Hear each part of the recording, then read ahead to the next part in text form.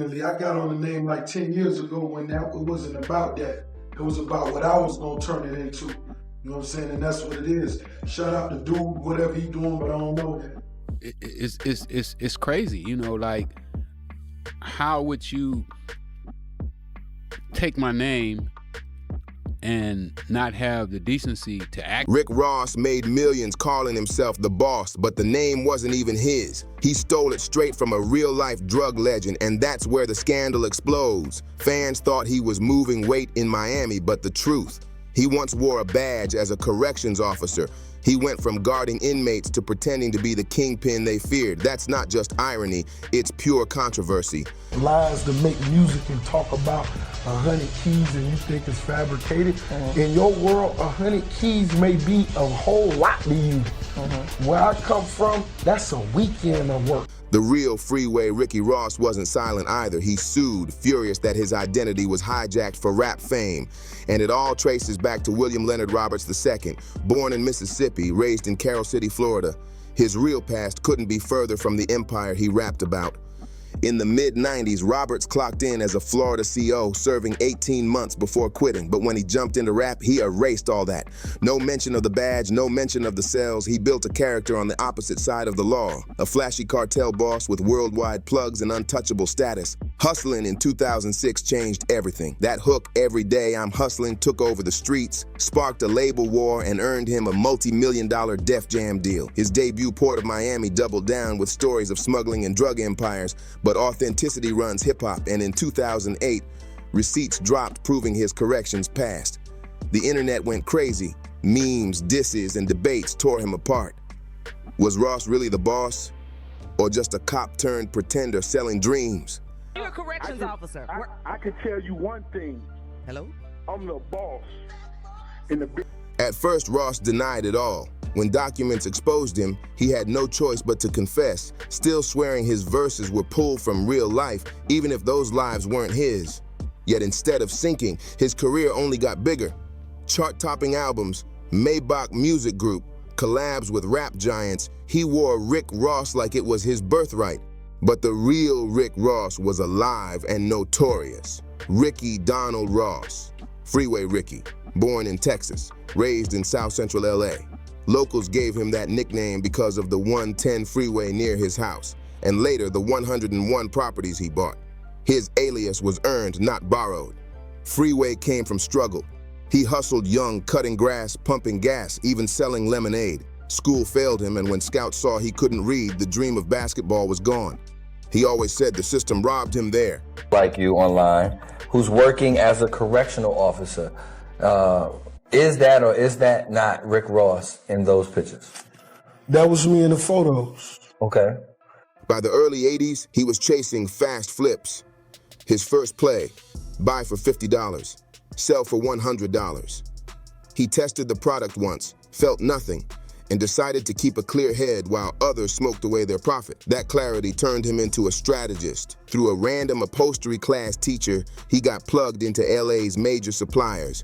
When one connect fell, another rose, Henry Corrales, Ivan Arguelles, then the heavy hitter Oscar Danilo Blandon. These weren't street corner deals anymore. Freeway Ricky was climbing the ladder of an international operation. Blandon didn't just front Freeway Ricky weight, he taught him the blueprint, price, volume, consistency, everything a kingpin needs. Maybe $1 million a day, $2 million a day sometimes, maybe more, you know, a few days. This wasn't every day though, it was like we had days that. That's how much you were taking in. Ricky later said, "My only mentors were drug dealers or killers, and Blandon was the sharpest of them all, with kilos dropping to $10,000 far below the market and his crack conversion game strong. Ricky's system exploded. By 24, he was already a millionaire. The scale was outrageous. His reach stretched from LA to St. Louis, New Orleans, Cincinnati, Cleveland, and Seattle. Between 1982 and 1989, prosecutors claimed 3 metric tons passed through his hands. $900 million gross, $300 million net. Some witnesses swore $3 million moved daily, while rumors put annual sales in the billions. Freeway didn't flaunt it, he kept it businesslike. Old cars, plain clothes, no diamonds flashing. He built layers of workers, distributors, sales crews, cooks, thousands under one system. He claimed he just supplied people already hooked, insisting if it wasn't him, someone else would have. Later, he admitted the damage, but also pointed to the larger system that allowed the crack era to happen. Still, heat came quick. Oh, I really loved tennis. And not only loved it, but I felt it was my savior. Felt that would be the way. By 1985, the sheriff's department was tracking him. By 87, they formed a whole Freeway Ricky task force. Some cases collapsed after cops were caught planting evidence, but the walls closed in. In 1990, he was nailed in Cincinnati, pled guilty, and got 10 years. Then came a twist. A federal corruption probe exposed the same sheriff's unit, and Ricky cut his sentence by testifying. Out in less than 5 years, he thought he was clear. But in 1995, the DEA trapped him in a sting. 24, I probably was doing $1 million every day, and 200,000 was profit. I'm selling drugs all around the country. I got a crew of 50 guys. Set up by none other than Blandon himself. The setup was brutal. Blandon flipped to a federal informant and with DEA backing pulled Ricky into a sting. Since it was his third strike, the judge hit him with life without parole, but prison didn't break him. It rebuilt him. At 28, he taught himself to read, locked in the library. Studying his own case, he spotted a loophole. His earlier Texas and Ohio convictions should have counted as 1 strike, not 2. His lawyer ran with it, and the court cut his life sentence to 20 years. After serving 14, Ricky walked out in 2009, but his name had already blown into a national scandal. In 1996, Gary Webb's Dark Alliance series shook the country. Webb connected Ross's supplier Blandon to Nicaraguan Contra networks, exposing how cocaine pipelines reached LA's black neighborhoods while U.S. power circles looked the other way. The reaction was wildfire. Community leaders demanded answers. The Mercury news site crashed past 1 million hits a day. But legacy outlets went on attack. Washington Post, NY Times, LA Times all trashed Webb's work. His paper later retracted parts, claiming poor editing. Around USP with Think and Grow Rich by Napoleon Hill, As a Man Think, you know, Rich Dad, Poor Dad, and stuff like that. The CIA, DOJ, and Congress issued reports denying official ties, yet cracks showed. The DOJ admitted troubling details, like Blandon's shady immigration status and suspicious silence over El Pango Airport. To many, this proved Webb wasn't wrong, just too bold. Supporters said he forced the government to reveal more than intended. But Webb never recovered. By 2004, he was dead. To this day, many see his fall as proof of how institutions crush truth when it cuts too close. When Ricky Ross finally touched down in 2009, he wasn't the same man. Prison had changed him. He'd learned to read, rebuilt his mind, and shifted toward real business. He toured schools and community centers, preaching that the fast money lifestyle was a setup leading straight to prison or death.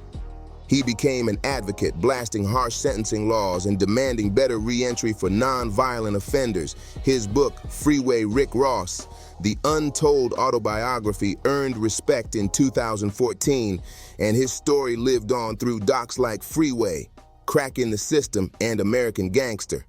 His legacy even inspired Snowfall. He won't even admit that he stole the name. He tells people that he invented the name. Like, how the Ricky also made his way into legal cannabis, calling out the hypocrisy of locking people up for weed while the government profits off the same market today.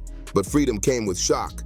While he sat behind bars, a rapper rose to fame off his very name. Rick Ross came home to see another man headlining tours, flexing like a cartel boss, and cashing in on an identity Ricky built in blood and time. Roberts once rapped as Teflon the Don, but by the mid-2000s, he reinvented himself as Rick Ross. Despite claiming the name evolved from his football nickname, Big Boss, the connection was obvious. He had taken the identity of a real street legend. To Ricky, this wasn't just rap. It was his life being turned into entertainment. Roberts swore the name Rick Ross wasn't stolen. According to him, it came from a high school mix-up. Big Boss misheard as Rick Ross. His lawyers repeated that claim in court, saying there was no direct link to Freeway Ricky, but the culture didn't buy it. Too many dots lined up. By then, Freeway's life was famous. guy was trying to call him Big East and accidentally called him the Big Boss, and then somebody else called him Rick Ross. It went from Big Boss to Rick Ross. Gary Webb's 1996 Dark Alliance had blown his story wide open, crack cocaine pipelines, millions in street money, and government connections. So when Roberts launched his rap persona, complete with kingpin talk, flashy videos, and that hustling anthem in 2006, it felt less like coincidence and more like borrowed legacy. Every part of his artistry leaned on that drug lord image, lyrics, visuals, the whole brand. Fans couldn't reconcile it once they found out Roberts had actually been a corrections officer. How could a former CO suddenly sell himself as a cocaine overlord? The clash was too loud, and even Joe Rogan tore into him on air, clowning the big boss excuse as the dumbest story I've ever heard. He said no rapper just happens to invent a name identical to a real drug kingpin without intent. And Roberts didn't help his case when he admitted Freeway's story had grabbed his imagination. That's not just inspiration, it's proof the original Rick Ross shaped the myth Roberts sold as his own. Freeway, Ricky didn't hold back. Should have filed 5 days before I got out of prison. I think that's what the judge said. She let them win on statute. Rick Ross used my whole name and probably gained the most stardom out of everybody. He raps about selling drugs and he never sold drugs. To Ricky, that was a mockery. Because he wasn't just some hustler, he ran a multi-million-dollar empire in the 80s making millions a day. And the resemblance was impossible to miss. Once Roberts claimed the name Rick Ross, he leaned into the look. Bald head, big beard, heavy-set frame. Fans saw it instantly. Add the booming voice, cold swagger, and lyrics about moving bricks and stacking millions, and the persona mirrored Freeway's real history almost line for line. By 2010, Ricky moved his fight from words to courtrooms. He filed a $10 million lawsuit in federal court against Roberts, Def Jam, Universal, and even Jay-Z himself, accusing them of cashing in on his name and life story. But the legal system didn't swing his way. Just weeks later, the case was dismissed. The judge ruled it belonged in California, not federal court, since it was about publicity rights. And to make matters worse, the judge pointed out Ricky had waited years, knowing since 2006 Roberts was using the name before finally filing. That delay, more than anything, gutted his case. Freeway, Ricky wasn't done fighting. Right after Ross dropped Teflon Don in 2010, he came back swinging with a new case in California Superior Court, this time under publicity rights law. He even pulled in Warner Brothers alongside Universal and Def Jam. But by early 2012, the suit was tossed again. Judges said he waited too long to file, citing the statute of limitations and the single publication rule. Not one to fold, Ricky appealed. By December 2013, though, the appeals court crushed his final shot. Judge Roger Boren ruled in Roberts' favor, saying yes, the rapper's persona pulled from Freeway's story, but those details were raw materials used to create an original identity. The judge made it clear Roberts rapped about wealth, kingpin moves, and drug game swagger, but legally, it wasn't considered Ricky's life, just inspiration woven into performance. Sure, Roberts walked away the winner in court, but to the culture, the verdict doesn't erase what people already see. Rick Ross took a name, a look, and a story from a man who actually lived it, and instead of admitting it, he hid behind excuses about high school nicknames and misheard words. So what do you think? Was the court right, or did Rick Ross steal a whole man's identity? Say what you think in the comments, smash that like, and subscribe so you don't miss the next breakdown.